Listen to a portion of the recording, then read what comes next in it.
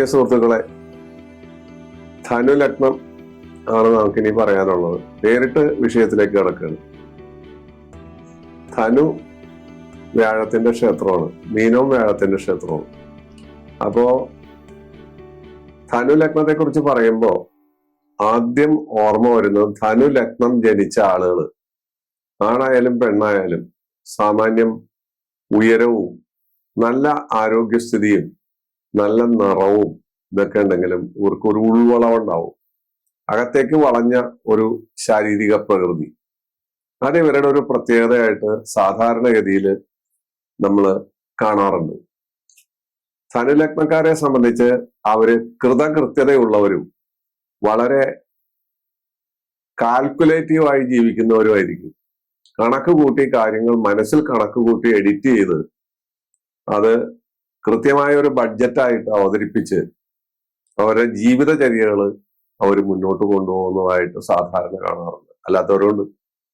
അതിന് കാരണങ്ങൾ ഞാൻ പറയാറുണ്ട്. എല്ലാത്തിനും അപവാദങ്ങളുണ്ട്, എല്ലാത്തിനും നിയമങ്ങളുണ്ട്. അപ്പൊ ആ നിയമങ്ങളെ ലംഘിച്ച് പോകുന്നതിന് കാര്യകാരണങ്ങളുണ്ടാവും. അപ്പോ ധനു ലഗ്നം എന്ന് പറയുന്നത് പവിത്രതയുള്ള ഒരു ലഗ്നമാണ്. അതിന് കാരണം വ്യാഴത്തിന്റെ സാന്നിധ്യമാണ്. വ്യാഴം പിടിമുറുക്കുന്ന ഒരു ലഗ്നമാണ്. ഇവരെ സംബന്ധിച്ച് ഇവർക്ക് വ്യാഴം സ്വക്ഷേത്രത്തിൽ നിൽക്കുകയോ ചന്ദ്രന്റെ കേന്ദ്രത്തിൽ വ്യാഴം നിന്ന്, സ്വക്ഷേത്രത്തിൽ നിന്നാൽ ഹംസയോഗം, ചന്ദ്രന്റെ കേന്ദ്രത്തിൽ നിന്ന് കഴിഞ്ഞാൽ അത് കേസരി യോഗം, ചന്ദ്രന്റെ 2-ൽ നിന്നാൽ വ്യാഴം നിന്നാൽ സുലഭായോഗം, 2-ലും 12-ലും നിന്നാൽ മറ്റൊരു യോഗം, അത് ദുരിതുരായോഗം. ഇങ്ങനെയൊക്കെയുള്ള യോഗങ്ങൾ ഇവർക്കുണ്ടെങ്കിൽ ധനു ലഗ്നക്കാര് അവര് ജഗത്രയന്മാരായിട്ട് അല്ലെങ്കിൽ ജഗത്രയകളോ ആയിട്ട് മുന്നോട്ട് പോകുന്നതായി കാണാം. അവർക്ക് സർക്കാർ ജോലി, അതുപോലെ പൊതുജന മധ്യത്തിൽ വലിയ സ്വാധീനം, അവിടെയെല്ലാം വിജയങ്ങൾ ഉണ്ടാകുക, അനേക വട്ടം വിജയങ്ങൾ ഉണ്ടാകുക. പിന്നെ ദൗർഭാഗ്യകാലത്തോ ഏതെങ്കിലും ദശയുടെ കാലത്തോ പരാജയങ്ങളും സംഭവിക്കാം. അത് സ്വാഭാവികമാണ്. അതെല്ലാവർക്കും ഉണ്ട്. കുന്ന് കുഴിയാവും, കുഴി കുന്നാവും, കര കടലാവും, കടൽ കരയാവും. അതങ്ങനെ സ്വാഭാവികമായിട്ട് സംഭവിക്കുന്ന പരിണാമമാണ്. അത് ധനുലഗ്നക്കാർക്കും വരും. അത് ആർക്കും തടുക്കാനൊന്നും പറ്റില്ല. അപ്പോ ഇവർ ഇത്തരത്തിലുള്ള ആളുകളായിരിക്കും. അവരെ സംബന്ധിച്ച് അവർക്ക് നീതി, മര്യാദ, സത്യം മുതലായ കാര്യങ്ങളിലെല്ലാം അവരൊരു പരിധി വരെ ഉറച്ചും പിടിച്ചു നിൽക്കുന്നവരായിരിക്കും. അവർക്ക് അസത്യം പറയാനോ മറ്റുള്ളവരെ പറ്റിക്കാനോ ചീറ്റ് ചെയ്യാനോ താല്പര്യം ഉണ്ടാവില്ല. അവരുള്ള കാര്യങ്ങൾ തുറന്നു പറയും. അവരുടെ കാര്യങ്ങളും അവരുടെ നീതിബോധവും അവരുടേത് മാത്രമായിരിക്കും. മറ്റാൾക്ക് അവരെ സ്വാധീനിക്കാൻ പറ്റില്ല. അവരെന്ത് തീരുമാനിച്ചോ ആ തീരുമാനം അവര് നടപ്പാക്കി മുന്നോട്ട് പോകാൻ ഒരു പരിധി വരെ ശ്രമിക്കും. അഥവാ അതിന് സാധ്യത വന്നില്ലെങ്കിൽ അവർക്ക് ബുദ്ധിമുട്ടുണ്ടാകുകയും ചെയ്യും. ഇവരെ സംബന്ധിച്ച് ആരാധിക്കേണ്ട ദൈവം 5ഉം 9ഉം ഭാവം കൊണ്ട് സുബ്രഹ്മണ്യൻ, ഭഗവതി പ്ലസ് ശിവൻ. വ്യാഴത്തിന്റെ ക്ഷേത്രമാണ് ധനു. പക്ഷെ ഇവരുടെ ആരാധനാമൂർത്തികള് 5ഉം 9ഉം ഭാവം കൊണ്ട് ഈ പറയുന്ന ആളുകളാണ്. ധനു ലഗ്നത്തെ സംബന്ധിച്ചിടത്തോളം അവർക്ക് ശുക്രനും ശനിയും പാപനാണ്. ശനി 2-ാം ഭാവാധിപത്യവും 3-ാം ഭാവാധിപത്യവും വഹിക്കുന്നതുകൊണ്ടാണ് ആ പാപത്വം വരുന്നത്. ശുക്രനും ശനിയും ഇവർക്ക് പൊതുവിൽ ഗുണം തരാറില്ല. അവർക്ക് പാപത്വമുണ്ട്. ആ പാപത്വം അവർക്ക് ആ ദശകളിൽ പ്രതികൂലമായ അന്തരീക്ഷം ഉണ്ടാകുകയും ആ ദശ എത്ര നല്ല സ്ഥലത്ത് നിന്നാലും ശുക്രനായാലും ശനിയായാലും അവർക്ക് ഗുണം തരാതെ പോവുകയും ചെയ്യും. അതാണ് എന്റെ കാര്യം. അപ്പൊ ഇതെല്ലാം വളരെ സൂക്ഷിച്ച് നോക്കി കൈകാര്യം ചെയ്യേണ്ട കാര്യങ്ങളാണ്. ധനുലഗ്നക്കാരെ, എനിക്കിപ്പോ 2-ാം ഭാവാധിപത്യവും 3-ാം ഭാവാധിപത്യവും വഹിക്കുന്ന ശനിയുടെ ദശയാണ്, എനിക്ക് യാതൊരു ഗുണവും കിട്ടുന്നില്ല എന്ന് പറയുന്നതിന്റെ കാരണം അതാണ്. അതിന് പാപത്വമുണ്ട്. അതുപോലെ ശുക്രനെ സംബന്ധിച്ച് ശുക്രനും ഇതുപോലെ ഗുണം തരുന്നില്ല. ശുക്രദശ എല്ലാവർക്കും ഗുണമാണല്ലോ കൊടുക്കുക, എനിക്ക് ദോഷമാണല്ലോ എന്ന് പറയുന്നതിന്റെ പൊരുള് എന്താണെന്ന് ഇവിടെ പുര ചെയ്യുകയാണ്. അപ്പോ ധനുലഗ്നത്തെ കുറിച്ച് നമ്മള് ഒരു ഏകദേശ ചിത്രം, അവരുടെ സ്വഭാവം, അവരുടെ നിറം നല്ല നിറമായിരിക്കും. സാധാരണ പൊതുവിൽ ഒരു വെളുപ്പിനോടടുത്ത അല്ലെങ്കിൽ ആ രീതിയിലുള്ള നിറമായിരിക്കും ഇവർക്കുണ്ടാകുക. അതെല്ലാം നമ്മൾ കണ്ടു കഴിഞ്ഞു. ഇനി ഇതിന്റെ രണ്ടാം ഭാവം, ധനുവിന്റെ രണ്ടാം ഭാവം വന്നിട്ട് ശനിയുടെ ക്ഷേത്രമായ മകരമാണ്. അവർക്ക് സാധാരണഗതിയില് രണ്ടാം ഭാവം എന്ന് പറയുന്നത് ഞാൻ നേരത്തെ പറയാറുണ്ട്, ധനസ്ഥാനമായിട്ട് വരാം, ഭാര്യയുടെ മുഖമായിട്ട് വരാം, ഭർത്താവിന്റെ മുഖമായിട്ട് വരാം, മാരകസ്ഥാനമായിട്ട് വരാം. ഇങ്ങനെ ഒരുപാട് കാര്യങ്ങൾ രണ്ടാം ഭാവം കൊണ്ട് നമുക്ക് പറയാം. അവർ കൗശല സ്വഭാവമുള്ളവരും വിദേശവാസം അനുഭവിക്കുന്നവരും വിദേശത്ത് ജോലി ചെയ്ത് ധാരാളം ധനം സമ്പാദിക്കുന്നവരും എന്നാൽ പൊതുവിൽ അലസന്മാരും മടിയന്മാരും അല്ലെങ്കിൽ മടിച്ചികളും ആയി മാറാനും സാധ്യതയുണ്ട്. ധനപരമായി അവർ സമ്പാദിച്ച ധനം ഒരിക്കലും മറ്റു കാര്യങ്ങൾക്ക് വേണ്ടി മറ്റുള്ളവർക്ക് 10 പൈസ കൊടുക്കാൻ അവർ തയ്യാറായില്ല. അത് അവർ സൂക്ഷിച്ചു വെക്കുകയും അവരുടെ ഭാവിക്ക് വേണ്ടി അത് ഉപയോഗിക്കുകയും ചെയ്യുക. വാഹനം, അതുപോലെ വാഹനത്തിൽ സഞ്ചരിക്കുക മുതലായ കാര്യങ്ങളെല്ലാം അവർക്ക് പ്രിയപ്പെട്ട വിഷയങ്ങളായിരിക്കും. വാഹന യോഗം അവർക്ക് സാധാരണ ഉണ്ടാകാറുണ്ട്. സ്വന്തമായ വാഹനം അവർ കൊണ്ടു നടക്കും.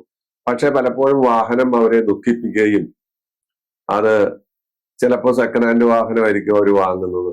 അതിൽ നിന്നൊക്കെ അവർക്ക് ഒരുപാട് ദ്രോഹങ്ങൾ അല്ലെങ്കിൽ സാമ്പത്തിക വ്യയം ഉണ്ടാവുകയൊക്കെ ചെയ്യും. ഇത് അതിൻ്റെ ഒരു പ്രത്യേകതയാണ്. ആ രണ്ടാം ഭാവം മകരമായി വരുന്നതിന്റെ പ്രത്യേകതയാണ്. മൂന്നാം ഭാവം കുംഭമാണ്. അപ്പോ അങ്ങനെയുള്ള ആളുകള് ഉന്നത സ്ഥാനത്ത് വന്നെത്തുകയും, ശനിയുടെ ക്ഷേത്രം തന്നെയാണ്, ഉന്നത സ്ഥാനത്ത് അവർ വന്നെത്തുകയും അവർക്ക് സ്വഭാവത്തിൽ വളരെ കാർക്കശ്യങ്ങൾ ഉണ്ടാകുകയും ജയില്, അതുപോലെ ബന്ധനം, താഠനം മുതലായവ നടത്തുന്ന സ്ഥലങ്ങളിൽ ജോലിക്കാരാവുകയും ചില ആളുകള് സഹോദരന്മാരോട് വളരെ മോശമായ രീതിയിൽ കലഹിക്കുകയും സ്വത്തിനു വേണ്ടിയും മറ്റു കാര്യത്തിനു വേണ്ടിയും, സഹോദര സ്ഥാനം കൂടിയാണ് മൂന്നാം ഭാവം, അങ്ങനെയുള്ള അവസ്ഥ സാധാരണ കണ്ടിട്ടുണ്ട്, കാണാറുണ്ട്. ഇതെല്ലാം അനുഭവ സാക്ഷ്യങ്ങളാണ്, എഴുതി വെച്ച കാര്യങ്ങളല്ല, അനുഭവ സാക്ഷ്യങ്ങളാണ് ഇവിടുത്തെ പ്രതിപാദ്യ വിഷയം. നാലാം ഭാവം എന്ന് പറയുന്നത് വീട്, വാഹനം, ഉപകരണ സാമഗ്രികള്, അങ്ങനെയുള്ള ഒരുപാട് കാര്യങ്ങളുമായിട്ട് മനസ്സുമായിട്ടും ബന്ധപ്പെടാം. അപ്പോൾ അവർ ധനവാന്മാരും. നാലാം ഭാവം വരുമ്പോൾ ധനുലഗ്നത്തിന്റെ നാലാം ഭാവം മീനമാണ്. ധനം, ഐശ്വര്യം, പ്രതാപം, സത്യസന്ധത, മാന്യത, ജനപിന്തുണ, വിജയം, പഞ്ചായത്ത്, അതുപോലെ മുനിസിപ്പൽ കോർപ്പറേഷൻ തെരഞ്ഞെടുപ്പുകൾ അല്ലെങ്കിൽ MLA സ്ഥാനം മുതലായ കാര്യങ്ങളെല്ലാം ഇവർക്ക് ലഭിക്കാനുള്ള സാധ്യതയുണ്ട്. ഇവർ ധനം ധാരാളമായി ഉണ്ടാക്കുകയും കുറേയേറെ ധനം അത് സാധുജനങ്ങൾക്കോ അല്ലെങ്കിൽ പൊതുജനങ്ങൾക്കോ വേണ്ടി വിനിയോഗിക്കുകയും ചെയ്യുന്ന സ്വഭാവവും നാലാം ഭാവം മീനൻ രാശിയായി വരുന്ന ധനുലഗ്നക്കാരുടെ സ്വഭാവപരിധിയിൽപ്പെടും. ഇവർക്ക് വിശ്വാസം കൂടും. ഇവർ ഈശ്വരവിശ്വാസികളായിരിക്കും. ഈശ്വരവിശ്വാസത്തിനും ക്ഷേത്രങ്ങൾക്ക് വേണ്ടിയും മറ്റു കാര്യങ്ങൾക്ക് വേണ്ടിയും അവരെ ബഹുമാനിക്കുന്ന കൂട്ടത്തിലും അതിനുവേണ്ടി ധനം ചെലവാക്കുന്ന കൂട്ടത്തിലും ഒക്കെ ആയിരിക്കും. ഇതെല്ലാം അവരുടെ സ്വഭാവത്തിൽപ്പെട്ട കാര്യങ്ങളാണ്. ഈ സ്വഭാവങ്ങൾ മാറിയും മറിഞ്ഞും ഏറിയും കുറഞ്ഞും ഒക്കെ പലരിലും പലതരത്തില് മിന്നല് പോലെ പ്രത്യക്ഷപ്പെടുകയും പോവുകയും ചെയ്യും. എന്നാൽ പരിപൂർണമായിട്ടല്ലെങ്കിലും അതിൻ്റെതായ സ്വെല്ലിങ്, അതിൻ്റെതായ ഒരു ഒരു ഒരു ഒരു ഒരു സ്വെല്ലിങ് അവരുടെ ജീവിതത്തില് നമുക്ക് കണ്ടെത്താൻ പറ്റും. മേടം ഇവരുടെ 5ാം ഭാവമാണ്. അത് ചൊവ്വയുടെ ക്ഷേത്രമാണ്. അവർക്ക് നല്ല പുത്രന്മാര്, ആ പുത്രന്മാർ ഉന്നതമായ വിദ്യാഭ്യാസം നേടുന്നു. അവര് പോലീസ്, പട്ടാള വകുപ്പ്, അല്ലെങ്കിൽ അതുപോലെ സ്പോർട്സ് വകുപ്പ്, സർക്കാർ ജോലി, അതുപോലെ IT വിദഗ്ധന്മാർ മുതലായ രീതിയിൽ IT രംഗത്ത് ഇന്നിപ്പോ ഏറ്റവും പ്രചാരമുള്ള ഒരു രംഗമല്ലേ. അപ്പൊ ആ രംഗത്തെല്ലാം അവര് സോഫ്റ്റ്വെയർ എഞ്ചിനീയർമാരായിട്ടോ അതുപോലുള്ള വലിയ നല്ല ലെവലിലെല്ലാം പ്രശോഭിക്കുന്നതായ ഒരവസ്ഥയാണ് ഉണ്ടാവുക. പുത്രന്മാരിൽ നിന്ന് അല്ലെങ്കിൽ പുത്രികളിൽ നിന്ന്, സന്താനങ്ങളിൽ നിന്ന് അവർക്ക് പൊതുവിൽ ഗുണമായിരിക്കും. ആ സന്താനങ്ങളെല്ലാം ഇവരുടെ സൽപ്പേരിനെ നിലനിർത്തുന്നവരായിരിക്കും. ഒരിക്കലും അവരെ ചീത്തപ്പെടുത്തുന്ന രീതിയിലോ അല്ലെങ്കിൽ വഴിവിട്ട സഞ്ചാരം നടത്തുന്നവരോ ആയിരിക്കില്ല എന്ന് വ്യംഗ്യം. അതാണ് അഞ്ചാം ഭാവം. ധനുവിന്റെ അഞ്ചാം ഭാവം മേടം ആയി വന്നാൽ, ആറാം ഭാവം ഇടവം ശുക്രന്റെ ക്ഷേത്രമാണ്. അവര് സുഖവാന്മാരായിരിക്കും. അതുപോലെ നല്ല ഭാര്യാഭർത്തൃ ബന്ധം ഉണ്ടാവും, നല്ല കുടുംബജീവിതം ഉണ്ടാവും, ഭക്ഷണപ്രിയന്മാരായിരിക്കും, മധുരത്തിനോട് പ്രിയം കൂടും, തദ്വാര കൊഴുപ്പ് ശരീരത്തിൽ അടിഞ്ഞു കൂടുകയും കൊളസ്ട്രോള്, ഡയബറ്റിക്സ് മുതലായ രോഗങ്ങൾ ഇവരെ അലട്ടുകയും ചെയ്യും. സ്വഭാവശുദ്ധി ഉണ്ടാകും. സ്വഭാവത്തിന് വേറെ പ്രത്യേകതകളൊന്നും ഉണ്ടാവില്ല. അവിടെ വ്യാഴവും ശുക്രനും അസുരഗുരുവും ദേവഗുരുവാണ്, നമ്മളെപ്പോഴും പറയാറുള്ള കാര്യമാണ്. എന്നിരുന്നാൽ പോലും അങ്ങനെ വരുമ്പോൾ ആ ഇടവൻ രാശി അവർക്ക് വളരെ ആറാം ഭാവം അനുകൂലമായിട്ടാണ് വരുന്നത്. മിഥുനൻ രാശിയാണ് അവരുടെ ഏഴാം ഭാവം. ഏഴാം ഭാവം കൊണ്ട് ഭാര്യാഭർത്തൃ ബന്ധം, മറ്റ് പല കാര്യങ്ങളെയും നമുക്ക് വിവക്ഷിക്കാം. അവര് സുന്ദരന്മാരായിരിക്കും, പ്രേമ ലോലുപന്മാരായിരിക്കും, പ്രേമ ലോലുപകളായിരിക്കും. അതുപോലെ ഒരുപാട് ഭാരമുള്ള ജോലികൾ അവർ ചെയ്യും, ഉത്തരവാദിത്തമുള്ള ജോലികൾ ചെയ്യും. കുടുംബത്ത് സ്വൈര്യവും സമാധാനവും ഐശ്വര്യവും അവർ കൊണ്ടുവരും. അത് ബുധന്റെ സ്ഥിതിയും കൂടി ആലോചിക്കണം. ബുധൻ എങ്ങനെ നിൽക്കുന്നു, എത്ര മൗഢ്യമൊന്നുമില്ലാതെ നല്ല സൽസ്ഥാനത്താണോ നിൽക്കുന്നത് എന്ന് കൂടി ചിന്തിച്ചിരിക്കണം. ബുധന്റെയും വ്യാഴത്തിന്റെയും സ്ഥിതിഗതിയും കൂടി നമ്മളവിടെ പരിഗണിച്ചിട്ട് വേണം. നമ്മൾ കണ്ണടച്ച് ഇതൊന്നും പറഞ്ഞു കളയരുത്. പക്ഷെ പറയുമ്പോ ഇത്തരത്തിലുള്ള കാര്യങ്ങൾ അവിടെ വരാം, അതിന് സംശയമില്ലാത്ത കാര്യമാണ്. അഷ്ടമം, എട്ടാം ഭാവം എന്ന് പറയുന്ന ആയുസ്, രോഗം, ദുരിതം, മറ്റു പല ഒരുപാട് കാര്യങ്ങളെ കുറിച്ചൊക്കെ നമുക്ക് പറയാവുന്നതാണ്. അവർക്ക് അഷ്ടമം ചന്ദ്രന്റെ ക്ഷേത്രമായതുകൊണ്ട് ശ്വാസകോശ സംബന്ധമായ രോഗങ്ങൾ, ജലമരണം, ജലയാത്രയിലൂടെ അപകടം സംഭവിക്കുക, ശത്രുശല്യം അനുഭവിക്കുക, ഭാഗ്യനിർഭാഗ്യങ്ങൾക്ക് കയറ്റിറക്കങ്ങൾ ഉണ്ടാകുക, അതുപോലെ സദാ മനസ്സ് അസ്വസ്ഥമാകുക മുതലായ കാര്യങ്ങൾ വന്നുപെടാം. പക്ഷെ ചന്ദ്രൻ പൂർണ്ണ ബലവാനോ, ചന്ദ്രൻ നല്ല സൽസ്ഥാനത്ത് നിൽക്കുകയോ ചെയ്താൽ ഇതിന് ഭേദം വരാം, പാഠഭേദം ഉണ്ടാകാം. അതാണ് അഷ്ടമം വരുമ്പോൾ, ധനുരാശിയുടെ അഷ്ടമം 8 ചന്ദ്രന്റെ ക്ഷേത്രമായ കർക്കടകം വരുമ്പോൾ ഉണ്ടാകുന്ന പൊതു ഫലം. 9 പൂർവജന്മ സുഹൃതം, ഭാഗ്യസ്ഥാനം, നൃത്തസ്ഥാനം, ഇങ്ങനെ ഒരുപാട് കാര്യങ്ങളെ കുറിച്ച് നമുക്ക് പറയാം. ഏത് ദൈവത്തെ ആരാധിക്കുന്നു എന്ന് കൂടി 9നെ കുറിച്ചൊക്കെ പറയുമ്പോൾ നമുക്ക് പറയാവുന്നതാണ്. അത് ചിങ്ങമാണ്. അപ്പോ അവര് തനിക്ക് ഉചിതമായ പ്രവൃത്തികളെ ചെയ്യുള്ളൂ. മറ്റുള്ളവരുടെ ഉപദേശം അവർ സ്വീകരിക്കാൻ തയ്യാറാവില്ല. അവര് ദൃഢമായ രീതിയിൽ നിൽക്കും. അവർക്ക് അവരുടെ തെറ്റാവട്ടെ ശരിയാവട്ടെ, നേരാവട്ടെ നുണയാവട്ടെ, അവര് പറയുന്നതിൽ അവര് ഉറച്ചു നിൽക്കുക. അതുപോലെ കഠിന പ്രവൃത്തികൾ ചെയ്യുക. ഒരുപക്ഷെ അത് ദുഷ്ടതയിലേക്ക് അല്ലെങ്കിൽ മറ്റുള്ളവരെ കൊണ്ട് പഴി പറയിപ്പിക്കുന്ന അവസ്ഥയിലേക്ക് മാറുക മുതലായ കാര്യങ്ങളുണ്ട്. ഈശ്വരഭക്തി ഉണ്ടെങ്കിലും അവര് പുറത്ത് കാണിക്കില്ല. അവർ ഉള്ളിൻ്റെ ഉള്ളിൽ കടുത്ത ഭക്തന്മാരായിരിക്കും, കടുത്ത ദൈവവിശ്വാസികളായിരിക്കും. പക്ഷെ കാഴ്ചക്കാരുടെ മുമ്പിൽ അവരത് തുറന്ന് കാണിക്കാൻ തയ്യാറാവാതെ വരും. അതാണ് 9ാം ഭാവം കൊണ്ട് ധനുലഗ്നത്തിന് വരുന്ന ഗുണവും ദോഷവും. എന്നുവെച്ചാൽ ധനുലഗ്നത്തിന്റെ 9ാം ഭാവം സൂര്യന്റെ ക്ഷേത്രമായ ചിങ്ങം. അത് കഴിഞ്ഞു ഇനി നമ്മൾ 10ാം ഭാവം എന്ന് പറയുന്നത് കർമ്മസ്ഥാനമാണ്, തൊഴിലാണ്. അപ്പോ ഭാഗ്യം കൊണ്ട് അവർക്ക് ഉന്നതമായ ജോലി, അത് ബുധന്റെ ക്ഷേത്രമാണ്. അത് ധനുവിന്റെ 10 ബുധന്റെ ക്ഷേത്രമാണ്. അത് കന്നിയാണ്. കന്നി വളരെ നല്ല തൊഴിലിനും മറ്റു കാര്യങ്ങൾക്കും കലാപരമായ കഴിവിനും എന്നു വേണ്ട നാട്യകല, കണക്ക് ശാസ്ത്രം, അധ്യാപക വൃത്തി, എഞ്ചിനീയറിങ്, ചാർട്ടേഡ് അക്കൗണ്ടന്റ് എന്നെല്ലാം നിലയില് ഇവർക്ക് വിളങ്ങാനും തിളങ്ങാനും പറ്റിയ ഒരു അവസ്ഥയാണ് 10ാം ഭാവം കന്നിയായി വരുന്ന ധനുലഗ്നക്കാർക്ക് ഉണ്ടാകുന്നത്. ഇതിൽ നാനാപ്രകാരേണയുള്ള ജോലി ഉണ്ടാവും. അവർക്ക് നല്ല സ്ഥിരതയും ബുദ്ധിശക്തിയും കാര്യങ്ങളും, അവര് പറയുന്ന അവരുടെ വാക്കുകൾ കേൾക്കാൻ മറ്റുള്ളവർക്ക് താല്പര്യവും എല്ലാം ഉണ്ടാവും. അതാണ് അതിന്റെ പ്രത്യേകത. ഇനി 11 ലാഭസ്ഥാനമാണ്, അത് തുലാമാണ്. ഇവര് ലാഭസ്ഥാനം തുലാമാകുമ്പോൾ വ്യവസായം കൊണ്ടും അതുപോലെ അവരുടെ ബുദ്ധിശക്തി കൊണ്ടും ധാരാളം ധനം സമ്പാദിക്കുകയും ആ ധനം നഷ്ടപ്പെടാതെ അവര് സൂക്ഷിക്കാൻ ശ്രമിക്കുകയും അവർ സമ്പാദിച്ച ധനം അവരുടെ അടുത്ത തലമുറയ്ക്കും ഉപയോഗിക്കത്തക്ക രീതിയിൽ അവർ ഭൂമി ലാഭം, അതുപോലെ മറ്റ് വ്യവസായങ്ങൾ കൊണ്ടുള്ള ലാഭങ്ങൾ, വാഹനങ്ങൾ കൊണ്ടുള്ള ലാഭം, ഇതുപോലുള്ള അനേക കാര്യങ്ങൾ അവര് നേടിയെടുക്കും. അപ്പോ തുലാം 11ാം ഭാവമായി വരുമ്പോൾ അവരുടെ വരവ് ചെലവ് എല്ലാം ഏകദേശം ഒരു ഇക്വലിബ്രിയം, സമതുലിനാവസ്ഥ എന്ന് പറയുന്ന രീതിയിലായിരിക്കും അവര് കൊണ്ടുപോവുക. ദാനധർമ്മങ്ങളിലൊന്നും അവർക്ക് വലിയ വിശ്വാസം ഉണ്ടാവില്ല. അവര് ദാനം കൊടുക്കും, ആ ദാനം കൊടുത്തിട്ട് അവര് വിളിച്ചു പറയുകയും ചെയ്യും. 10 രൂപ കൊടുത്തു കഴിഞ്ഞാൽ അവര് 10,000 രൂപ കൊടുത്തു എന്നുള്ള രീതിയിലായിരിക്കും അവര് മറ്റുള്ളവരുടെ മുമ്പിൽ പറഞ്ഞ് പരത്തുക. അവര് എക്സിബിഷനിസം അല്ലെങ്കിൽ സ്വയം പ്രദർശിപ്പിക്കുക എന്ന് പറയുന്ന ശീലവും അവർക്ക് ഉണ്ടാകും. ഇനി 12ാം ഭാവം വരുന്നത് വൃശ്ചികമാണ്.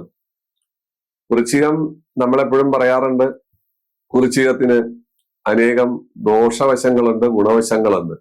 അപ്പൊ അവര് മോഷണം, പൊതുജന മധ്യത്തിൽ മോഷണം, ഏതെങ്കിലും സ്ഥാപനത്തിൽ നിന്ന് ധനാപഹരണം, അതുപോലെ ബുദ്ധിശൂന്യത, വാക്കുകൾക്ക് പാരുഷ്യം, അന്യരെ അനാവശ്യമായി വളരെ കോപിയായി വർത്തമാനം പറഞ്ഞ് ശഠത്വം, താൻ അത് പറഞ്ഞിട്ട് പറയണ്ടായിരുന്നു എന്ന് പിന്നീട് തോന്നി ആ വാക്കുകൾ തെറ്റാണെന്ന് സ്വയം ഭാവിച്ച് ഈ വാക്കുകൊണ്ട് ശരമേൽപ്പിച്ച ആളുകൾക്ക് സഹായം ചെയ്യാൻ പിറകെ നടക്കുക. ഇങ്ങനത്തെ സ്വഭാവം, ഇതൊരു പ്രത്യേക സ്വഭാവമാണ്. കാരണം ഒരാൾ വന്ന് എന്തെങ്കിലും ചോദിച്ചാൽ പറഞ്ഞാൽ അതിന് മേലുകീഴ് നോക്കാതെ മറുപടി പറഞ്ഞു കളയും. അത് കഠിനവാക്കുകളായിരിക്കും. ആ കഠിനവാക്കുകൾ കൂരമ്പ് പോലെ മറ്റുള്ളവരുടെ ഹൃദയത്തിൽ തറച്ച് വ്രണമൊലിപ്പിക്കുമ്പോൾ ഇവർക്ക് തോന്നും, പറയണ്ടായിരുന്നു, നമുക്ക് അയാൾക്ക് വേണ്ട സഹായം ചെയ്യണം എന്ന് കരുതി അവരെ വിളിച്ച് ആശ്വസിപ്പിച്ച് സഹായം ചെയ്യുന്ന അവസ്ഥ. ഇതാണ് ധനു ലഗ്നം എന്ന് പറയുന്ന ലഗ്നത്തിന്റെ 12 ഭാവത്തിന്റെ ഫലങ്ങൾ. ഇത് ഞാൻ എല്ലാ അധ്യായങ്ങളിലും പറയുന്നുണ്ട്. 12 ഭാവങ്ങൾ കൊണ്ട് വിവിധ തരത്തിൽ ഉള്ള സമ്മിശ്ര ഫലങ്ങളാണ് നമ്മൾ കാണുന്നത്. ഒരു മനുഷ്യന്റെ ജന്മം 120 വയസ്സ് ആയുസിന് നമ്മൾ ജീവിക്കുന്നത് 80, 84 അല്ലെങ്കിൽ പൂർണ്ണായുസ് 84, 1000 പൂർണ്ണയന്ത്രനെ കാണുന്ന കാലഘട്ടം 84 വയസ്സ് പൂർണ്ണായുസ്. അത് കഴിഞ്ഞും ജാതകത്തിൽ ദീർഘായുർ യോഗം ഉണ്ടെങ്കിൽ അവര് ജീവിക്കുന്നു. അപ്പൊ ആ ജീവിത ചക്രത്തിൽ, ലൈഫ് സ്പാൻ എന്ന് പറയുന്ന ജീവിത ചക്രത്തിൽ ഇവർക്ക് ഈ 12 ഭാവം കൊണ്ട് വരുന്നതായ ഓരോ സ്വഭാവ വിശേഷങ്ങൾ മാറി മറിഞ്ഞു വരികയും അടിസ്ഥാനപരമായിട്ട് ധനു ലഗ്നത്തിന്റെ ആ സ്വാത്വിക സ്വഭാവം നിലനിൽക്കുകയും ചെയ്യുന്നു. അപ്പൊ ഒരു വശത്ത് നമ്മൾ പറയുന്നു ധനു ലഗ്നത്തിന്റെ സ്വാത്വിക സ്വഭാവം മുഴച്ചു നിൽക്കുന്നു, മറുപക്ഷത്ത് 2ാം ഭാവം കൊണ്ടും 3ാം ഭാവം കൊണ്ടും 4ാം ഭാവം കൊണ്ടും മുതൽ 12ാം ഭാവം വരെ ഉള്ളതായ ഭാവങ്ങളും ഭാവാധിപന്മാരും കൊടുക്കുന്നതായ ഫലങ്ങള് നമ്മൾ വിശകലനം ചെയ്യുമ്പോൾ ഒരു വ്യക്തിയുടെ ജീവിതത്തിൽ, അയാളുടെ ജീവിതത്തിൽ നടക്കുന്നതായ ദശകളിൽ വരുന്ന വ്യത്യാസമനുസരിച്ച് അയാൾക്ക് സംഭവിക്കുന്നതായ ഓരോ വ്യതിയാനങ്ങളും നമുക്ക് ഇതിൽ നിന്ന് സൂക്ഷ്മമായി മനസ്സിലാക്കാൻ പറ്റും. ഇവിടെയാണ് യുക്തിയുടെ വശം ഇരിക്കുന്നത്. അല്ലാതെ ഇത് പറയുന്നു ധനുലഗ്നം ഇന്ന തരത്തിലാണെന്ന് പറയുന്നു, 12 ഭാവങ്ങളെ ടച്ച് ചെയ്യുമ്പോൾ സംഗതിയൊക്കെ മാറിപ്പോകുന്നു, അത് സ്വാഭാവികമാണ്. ഒരു വ്യക്തിയുടെ സ്വഭാവം ഒരിക്കലും ക്ലോക്കിന്റെ സൂചി ഒരു പ്രത്യേക സ്ഥാനത്ത് ചത്തു നിൽക്കുന്ന രീതിയിൽ നിൽക്കില്ല. അത് ചലിച്ചുകൊണ്ടേയിരിക്കും. അത് ചലിച്ച് ഇങ്ങനെ മുന്നോട്ട് പോയിക്കൊണ്ടിരിക്കും. സമയം മാറിക്കൊണ്ടിരിക്കും, കാലം മാറിക്കൊണ്ടിരിക്കും, കോലം മാറിക്കൊണ്ടിരിക്കും. അതനുസരിച്ച് നമ്മുടെ ജീവിതം അവസാനിക്കുകയും ചെയ്യും. ഇതാണ് സത്യസ്ഥിതി. അപ്പൊ ധനുലഗ്നത്തെ കുറിച്ചുള്ള ഒരു സംക്ഷിപ്ത വിവരണം ഇവിടെ വന്നു കഴിഞ്ഞു. ഇത് സൂക്ഷ്മമായി മനസ്സിലാക്കുക. അത് നമ്മളെ എങ്ങനെ സ്വാധീനിക്കുന്നു, സ്വാധീനിക്കാതിരിക്കുന്നു എന്ന് ചിന്തിക്കുക എന്ന് പറഞ്ഞുകൊണ്ട് ഈ അധ്യായം ഇവിടെ ചുരുക്കുന്നു. നന്ദി, നമസ്കാരം. വീണ്ടും കാണാം. എല്ലാ ഞായറാഴ്ചകളിലും ബുധനാഴ്ചകളിലും ഇതുപോലുള്ള നിഗൂഢമായ അറിവുകളും കാര്യങ്ങളുമായി